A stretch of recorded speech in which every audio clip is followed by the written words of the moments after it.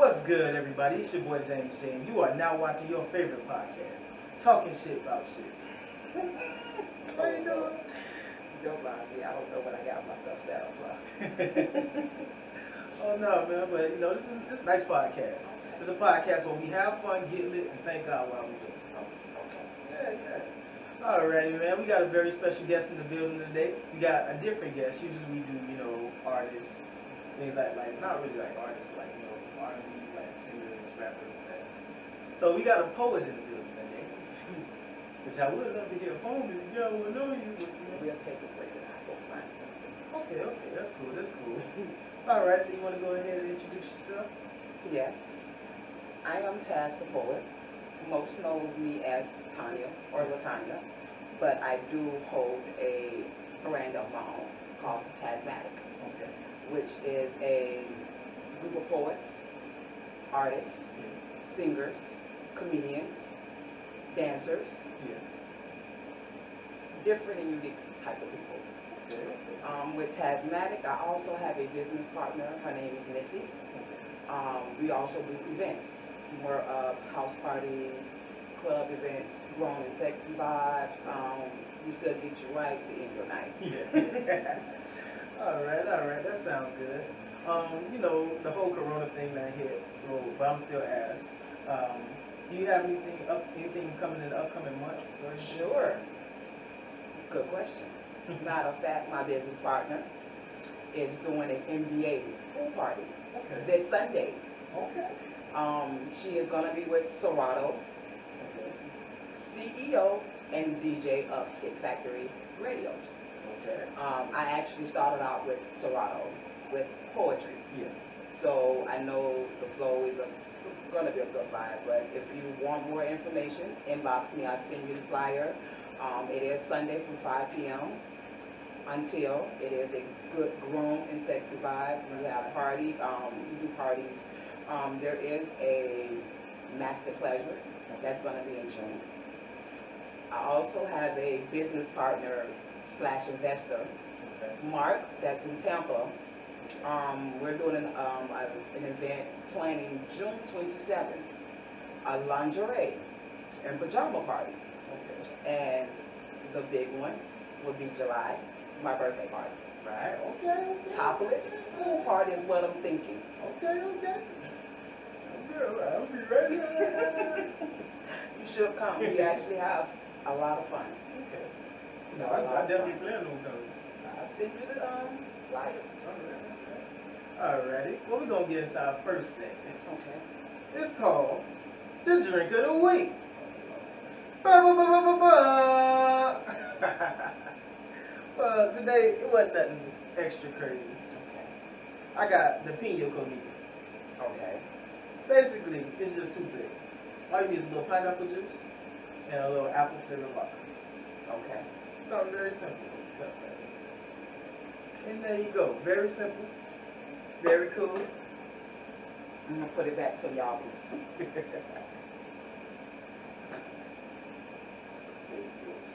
Swirl a little bit. Tap up. Bye.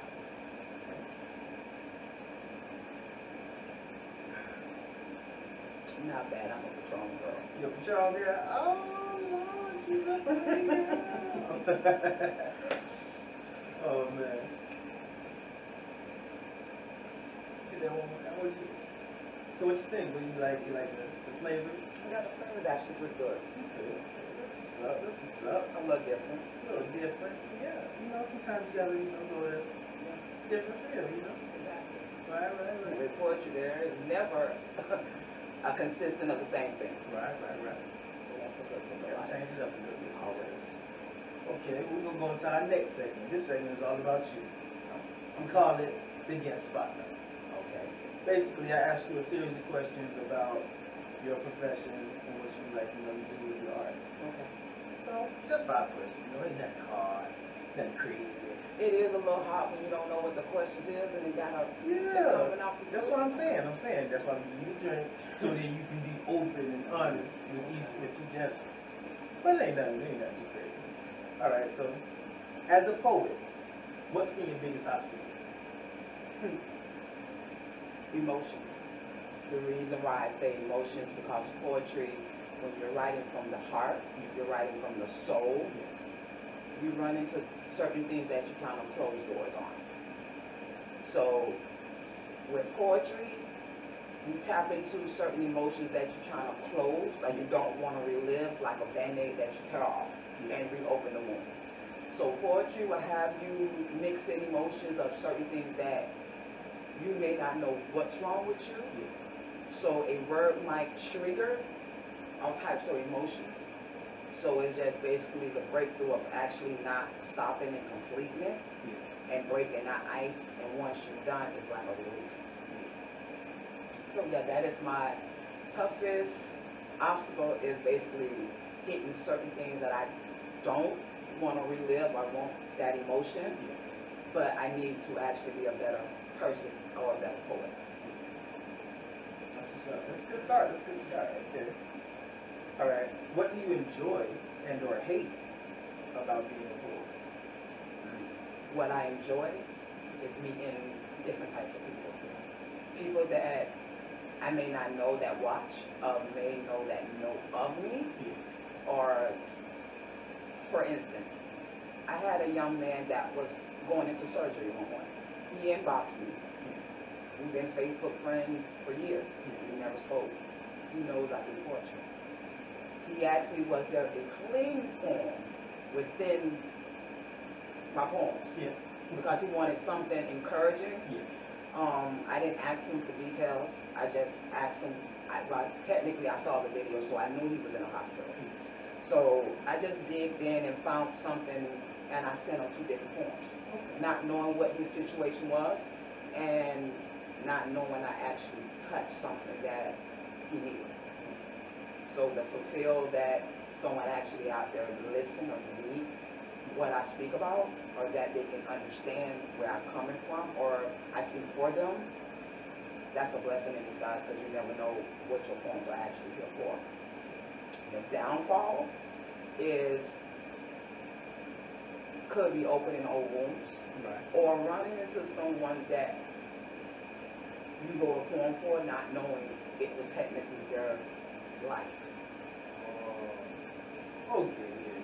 Per se, meaning like you might have went through it, you may wrote about it, but technically they lived it, they wanted to say it, then speak it, and you spoke it for them. So that kind of sends goosebumps, because you technically, you kind of pull people's energy in the mix of talking to them, and if they have some type of negative depression, upset, you feel that, so you kind of relieve them to feel better, but you kind of take that burden of their emotions and their feels. So it's like you have to learn how to close that or get that off of you once you're done speaking with them. If that makes sense. No, it makes perfect sense. It makes perfect sense. I'm just taking in what you're saying. Okay. All right. If you could change one thing in your industry, what would it be?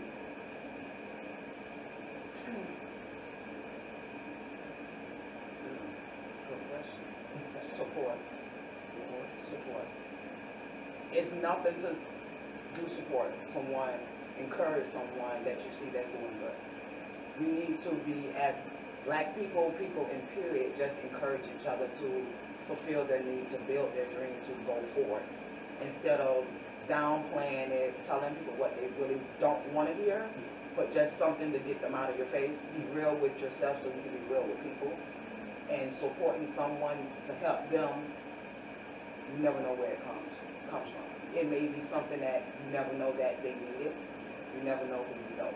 You never know what type of connection you build. You never know what type of friend that you get out of it. So becoming more supportive of each other regardless of the hate, and getting together and combining as a team and building a better situation. Basically helping each other and building a foundation on both sides. It's not a selfish situation, it's enough for everybody to participate in. Okay, no, but you're not the only person that said that. You're not the only industry that said that. I've had people on the show who said the exact same thing. And it's like, I don't know if it's a cultural thing or more of a, just like, in this side of the world thing. Because when I went up to Georgia, the support was crazy. It's just like you see people, they're starting businesses left and right, and then people like, man, oh bro, like, and they really actually showing up. The difference between here and Florida, Georgia, but Georgia, I'm sorry, is their country, they're built where they help their neighbor. And technically, some of the issue is with Florida, the grandparents stopped raising and stopped participating with the moms that's working to help raise these kids. So now you have people that want to be more friends to their child, their grandkids. No, your daughter, no, it's none of that. It's raise your kids how you was taught. Each generation helps each other, so therefore you build and continue that old generation. That way, that's where that support is coming from. That's what everybody's there to help and support each other. I may be doing something, but you know a connect that can help you. Here, most likely in Florida, they'll know it but won't give it to you. They don't say nothing. Georgia, they'll pick, here's somebody that can help you, or give somebody your information so it connects. People don't understand that it's more of a connecting, it's more networking. The more you network, the more bigger you become. You're not being selfish by bringing somebody else in and helping them, because both brands are being built. When that person grows, you grow. When that person shines, you shine. Everybody want to be to each his own, or let me get what I can get from that other person. No, it's not a selfish game. It's a win-win. Because if you participated with me and I hit the lotto or I get a deal, guess who gets recognized? You may not get the benefits at the moment, but you still get recognized. That's still added resume to your back. So that's where I think people actually forget the way that you're raised builds your character for today, especially the way that this society is. If the way that we are falling apart, we have to either come together and become strong, or we stay that we are and we continue to fall. I feel you. I don't got no kids, so like I can't exactly see where you're coming from either. Oh my God, I want to say it like I that. have raised kids, but I don't have any kids. So like I say, I'm raised by my mom, my grandma, my uncles. So I don't have any siblings. So they were people that I admired. Red Riding Hood, Quick the Poet, Will Series. Those are the ones that I look at poetry that actually help me. G.S. Cole, that teach me, that provided the table for me. So I can't do nothing but help somebody else that gave me the option, so I give somebody else the option. That's bringing back the old ways. That's bringing back the communication, the connecting, the building. Right. And also the connecting in person. Exactly. The personal connection is so much better than the over the phone, the over the internet connection. Like, a person can be totally different from what you see like in person. Like, there can be so much of a different energy exchange, and there can be so much more of a, just like a light when it comes to actually like connecting with the right person. It becomes so much like bigger and better. I feel like. And when you come in open and clear, no judgmental, you never know what you see out of the person that you made stereotype. There's too many stereotypes in this world of you might be a promoter and this person do it just because that person may do an event similar to you, or may do some things that you would have done. It's no competition. Me, my biggest competition is myself. Right. Because I'm my biggest critic. So at once I learn how to be lenient on myself, I'd be unfuckable. But again, I'm my worst critic. I am my competition. So I think I look at the game a little bit different, but I'm always open to learn. I'm always accepting criticism, networking, help. Now, help was the hardest thing for me to understand in this business, because I didn't have a school. I learned, I failed, I bumped my head, and I adjusted with change of me seeing certain things. And I'm a poet first, poet second.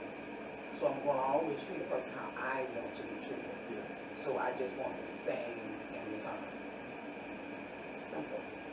That's what's up. That's what's up. Okay. Question 4. Where do you look for inspiration? Like, what's the main thing where you look at it and you're like, okay, this is where I start a new poem, or this is where I finish that poem that had me stuck. Like, where do you go? I go a lot of places. I watch certain movies. It might be a movie that I watch that triggered me. So I'm always having a pen next to me, writing down certain words that catches my ear or gives me a thought. It might be another poet. It might be me conversating with someone. It might be listening to a song. It depends. I might just be working and something that's triggered. Yeah, it starts like, Yeah, so it's like, I've actually been asleep. And, well, I wouldn't say sleep. I thought I was asleep. But it's just like your mind goes to thinking and you go to thinking and goes to corresponding. It's like I get up and I start writing. So I reach out to a lot of people, a lot of places, and a lot of things. Memos gets my attention because, again, I write from the heart. There are poems I do get stuck on. of course. And I've learned a lot of poets cannot complete. Humble and grateful as I am one of those that can always go back and complete something that I started that got me stuck. And I started to understand the reason why I get stuck is because it goes back to an emotion, a thought that I don't want to touch at that moment. So you have to put on your big girl drawers and just go through it. So I tend to reach out to my fellow sisters and brothers in poetry world and ask them for their opinion, listen to their thoughts. Some may don't know that they give me inspiration by just holding a conversation. That's what's up. That's what's up. Like even with like a lot of singers, I see that like a lot of times with myself. Like I'll be like stuck on a song, and then like there's just one little thing, or there's one person I talk to that just gives me that spark, and I'm like, oh. Yeah. And then that one line come out and start a whole 16-bar verse. You like, yes. Yeah. Yeah. So yeah. I've actually done that. One word trigger me to complete a poem and start a whole new one. Yep. So the flow goes, but we have those moments where we just stop. Those I haven't figured out what to do to get unstuck yet. So still working on myself. Nothing wrong with that. Nope. Growing. Right. Yeah. All right. One poet, if you could just have, whether they're dead or alive, if you could just have like a true sit down with them and just pick their brain for 10 minutes. 10 minutes, y'all just sit right here, face to face, and talk. Who would it be? There's not one. There's more than one. Sad, I can't pick one. Due to poetry is what you make out of it. Because you write certain things, people tend to grasp to certain things. People may like certain things you write, you may not like that particular thing. So I would say I'm unique. I don't just do sexual poems, but that's what my followers enjoy. Also, it's making me come out of my shell. But if I had to sit down, I would have to pick four. Only reason why, because they challenge me every time I see them. Real serious, so serious. Only because he's a male and he's a hellified man. He has done a lot of things and very humble to what he is. He's a coach. But his words, they stick to you like glue. Then there's G.S. Cole. I call him my love poetry thug. Because he's from the streets. He is very educated, very smart, but he's been there. He lived that life, so it's like he lived that, he can speak of it. So he can bring you to the new and to the old, and still teach you and you learn. Quick the Poet, he has a swift about him that's who I first saw. And it's just something about his character, his swag, his spirit that just draws you to him. So I would love to pick those three men, the brains, only due to because there's certain things that I know I'm hiding that they probably could get me some. Yeah. Then it's my Miss Queen of Poetry, Miss Red Riding Hood, because she has lived the story that I've seen. Even if it's family, my mom, my sister, my auntie, she lived it, and she speaks of it. And she has fallen, but she gets back up better every time. You would never know some of the things that she actually goes through due to the way that she carries herself. But when I first met her, I had a connection with her that I still get goosebumps just by her name or the things that she speaks. And that's the only person that can actually call me and say, how's your spirit? And I already know, okay, that's your sis. Yeah. Something fell off, let's put that crown back on. So that's the only one that can tell me right then and there. I'm like, okay, adjustment time. But I would love to sit down and pick her brain just to see how she started, where she come from, how the things that do get rough, how she still have that smile. And you will never know is anything going on.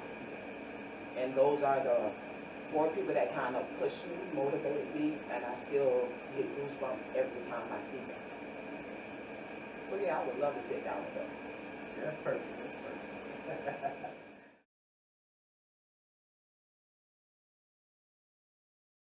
And a special shout out to our sponsor, Shivani Fashions. Look good, feel good, do great. Have you ever went out one day? Let me guess. It made you not feel so good about yourself. Let me go even further to say, your day wasn't great. It happens. Well, that's all about to change with Shivani Fashions. Shivani Fashions, with their high quality style and low prices, will have you looking good and won't break your wallet.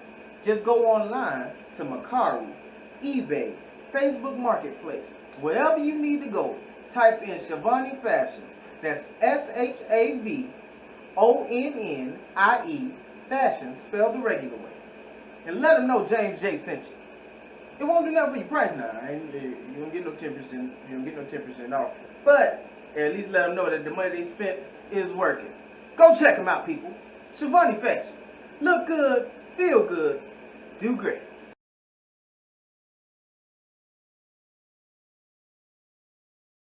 Alrighty, and that was the guest spotlight. Now we're gonna get into a segment called Nick. Usually we do a story of what's going on that's crazy in the world. But I think I'd like a special nigga this week. Okay. Do you think you could say a poem for us? Just something. It ain't got to be that niche. Just No, I don't have it. I'm not going to do anything nasty today. But I do have one I found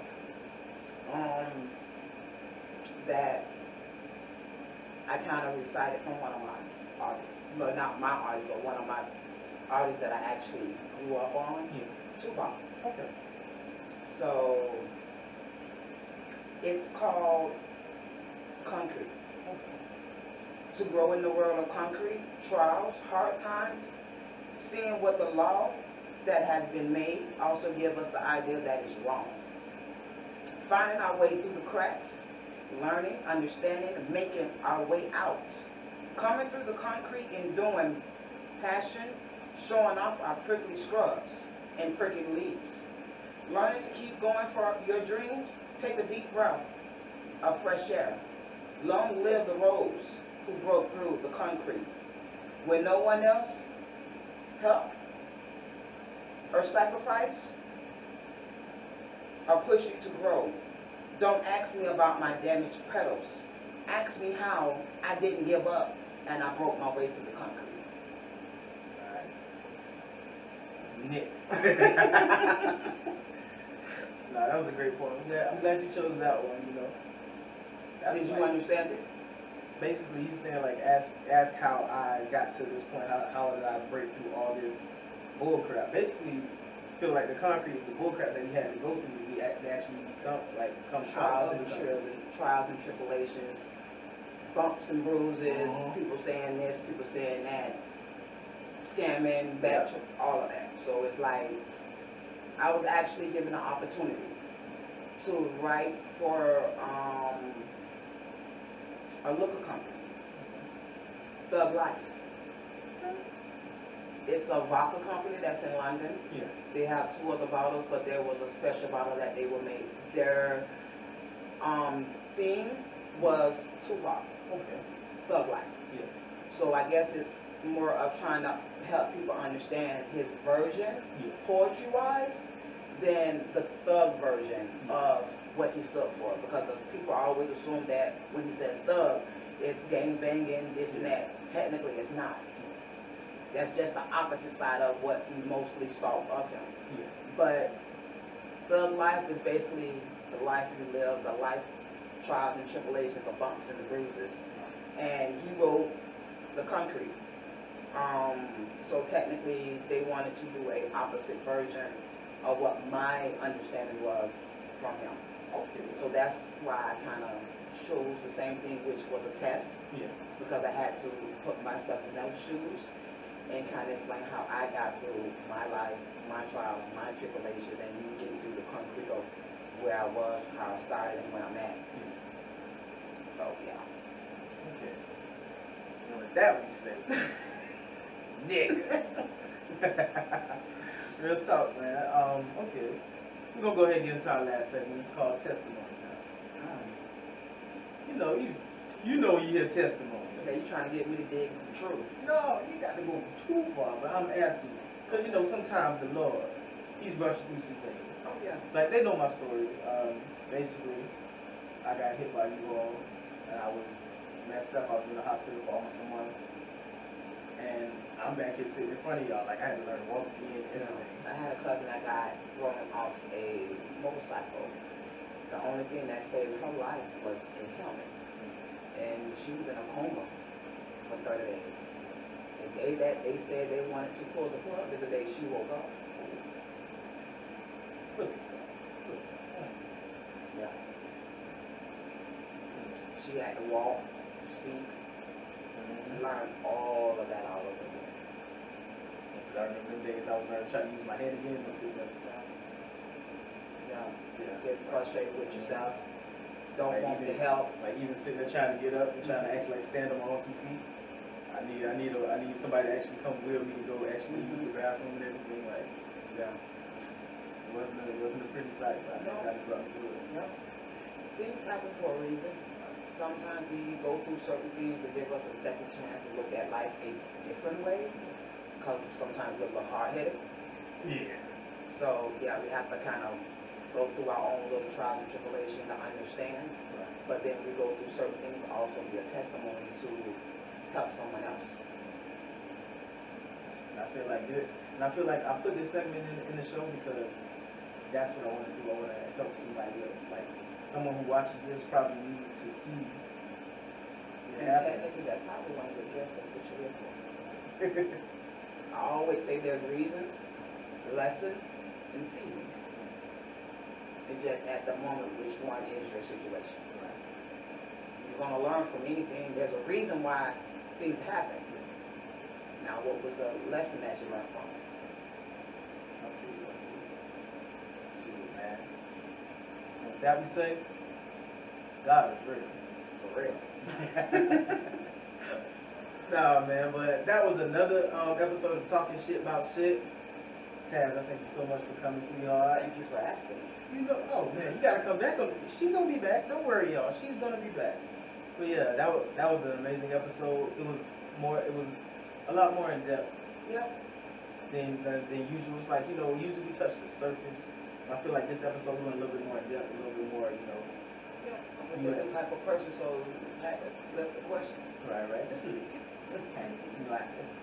Yeah. But yeah. And I notice I'm a little quiet of what I do, so people tend to want to know more about TAZZS, because Tanya's a little quiet, a little conservative. Taz is a little bit more open, outspoken, a little more freakier, Right. but same person. Okay. That's what's up. No, because sometimes it be like that. Yeah. Like, you know, there's James and there's James J. Yeah. The performer, the artist, like the guy who's like, hey, give me a stage. Yeah. I'm on that. Taz is the host, the artist, the promoter. So it's like Taz is like that business suit. So I already know that's a different character due to I have to be a little bit more friendlier. I have to be a lot more interactive with people. I have to display myself a little bit more.